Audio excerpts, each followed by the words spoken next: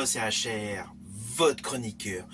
Le 21 janvier prochain sort sur nos écrans le troisième opus de la saga des Silent Hill. Retour à Silent Hill, réalisé par Christophe Gans. Naturellement, pour pouvoir apprécier au mieux ce film, je me suis dit, autant se faire un plaisir, revisionner les deux opus précédents. Même si officiellement, le troisième opus est déconnecté des deux précédents. Mais c'est toujours agréable de se remettre dans le bain, surtout que le premier opus cinématographique fut réalisé justement par Christophe Gans. Donc pour vous, voici le récap des deux précédents films. Avant de débuter, n'oubliez pas, si vous n'êtes pas abonné, pensez à le faire, pensez à la petite cloche pour les notifs, et surtout, pensez à me mettre en commentaire l'opus que vous avez préféré dans ceux qui sont déjà sortis au cinéma.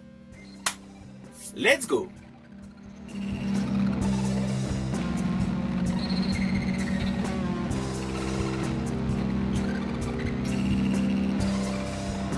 Alors, avant de rentrer dans les détails des films, il faut se rappeler une chose essentielle. Silent Hill n'est pas du tout une licence comme les autres. À l'origine, c'est une série de jeux vidéo développée par Konami, connue essentiellement pour son horreur psychologique, son symbolisme, son ambiance pesante, lourde et surtout sa capacité à vous faire flipper sans jumpscare. Avec Silent Hill, la peur vient essentiellement par le malaise et la suggestion. Adapter Silent Hill au cinéma était donc un pari audacieux, extrêmement risqué. Entre 2006 et 2012, il y a eu deux films. Le premier Silent Hill, réalisé par Christophe Gans, et le second, Silent Hill Révélation, réalisé par MJ Bassett. Alors en fait, ces deux films tentent à leur manière d'adapter l'univers du jeu vidéo à l'écran, mais avec des résultats contrastés. On va pas se mentir, en ce qui me concerne, je préfère le premier opus de Christophe Gans, qui est vraiment dans la logique du jeu.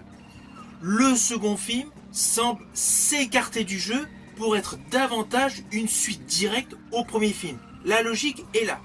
Mais du coup, le second film s'est un peu écarté du jeu pour être une suite digne cinématographique.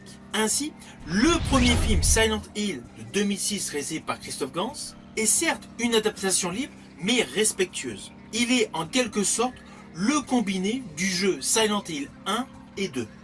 Car il y a le socle du jeu Silent Hill et des éléments de Silent Hill 2.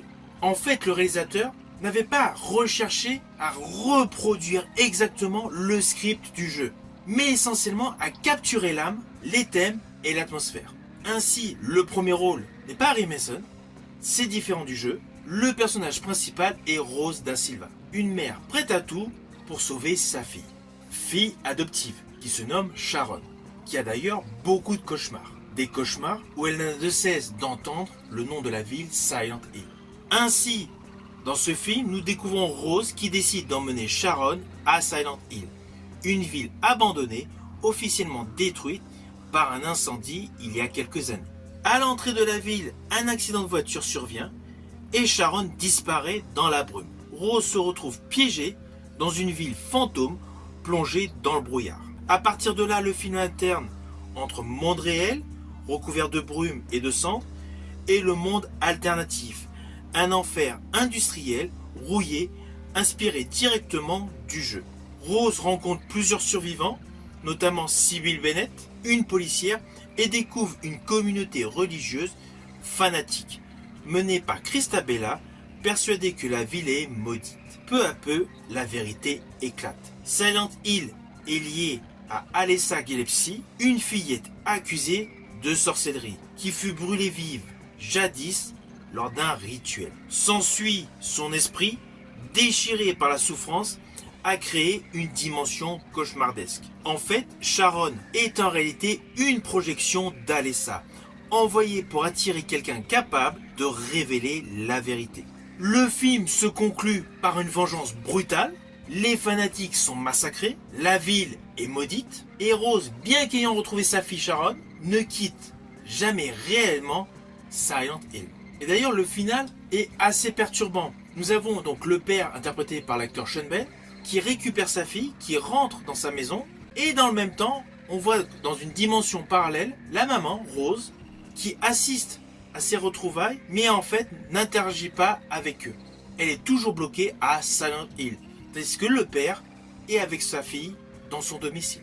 Le film a connu un succès, du coup, une suite fut mise en chantier.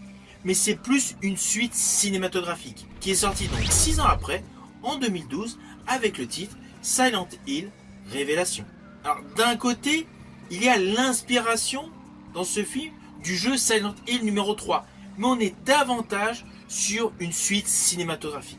Du coup, on n'est plus avec l'approche de Christophe Gans qui misait sur l'ambiance. Là, nous avons une approche beaucoup plus hollywoodienne. Narration beaucoup plus rapide, beaucoup d'effets 3D et une horreur beaucoup plus frontale, avec des images récurrentes d'un carrousel en feu. Là, le personnage principal est tout simplement l'enfant Sharon, qui se fait appeler maintenant Heather, qui a vieilli, qui vit avec son père. Un individu de la communauté fanatique est venu tout simplement la chercher pour la ramener à Silent Hill. De fil en aiguille, par un concours de circonstances, elle y retourne. Alors vous allez me dire, mais pourquoi elle y retourne? Tout simplement parce que son père a été capturé.